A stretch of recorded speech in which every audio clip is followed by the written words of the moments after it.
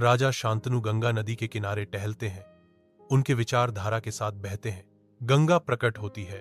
उसकी उपस्थिति तेजस्वी है जो तुरंत शांतनु के दिल को मोह लेती है। शांतनु मोहित होकर प्रार्थना करते हैं, गंगा, मैं आपकी सुंदरता से मोहित हूं।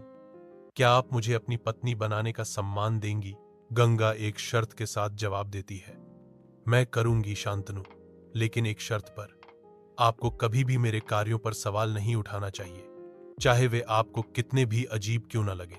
हस्तिनापुर महल की उत्सव की भव्यता के बीच शांतनु और गंगा विवाह में एकजुट होते हैं। उनका मिलन आनंदमय उत्सव से भरे हॉल में गूंजता है।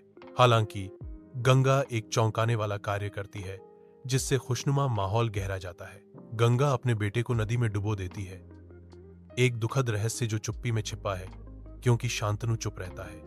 7 बेटों को जन्म देने के बाद तनाव बढ़ जाता है क्योंकि शांतनु गंगा से सवाल करता है। उसकी आवाज दुख और अविश्वास के मिश्रण से कांप रही है। भारी मन से गंगा उसे छोड़ जाती है, एक सपने की तरह गायब हो जाती है। शांतनु को अपनी पसंद की ठंडी हकीकत के बीच अकेला छोड़ जाती है। भव्य हस्तिनापुर महल में शांतनु सत्यवती को देखता है।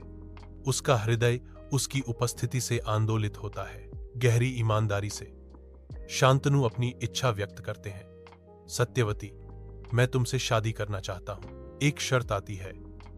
सत्यवती के पिता ने शर्त रखी कि केवल उसका पुत्र ही हस्तिनापुर के सिंहासन पर बैठेगा। गहरी निस्वार्थता के भाव में शांतनु भीष्म से वादा करते हैं कि वह सत्यवती की संतान के लिए सिंहासन त्याग देंगे।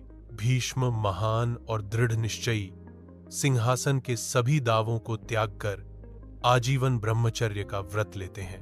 भीष्म की अटूट प्रतिबद्धता महल में गूंजती है, जो उनके बलिदान और सम्मान का प्रमाण है।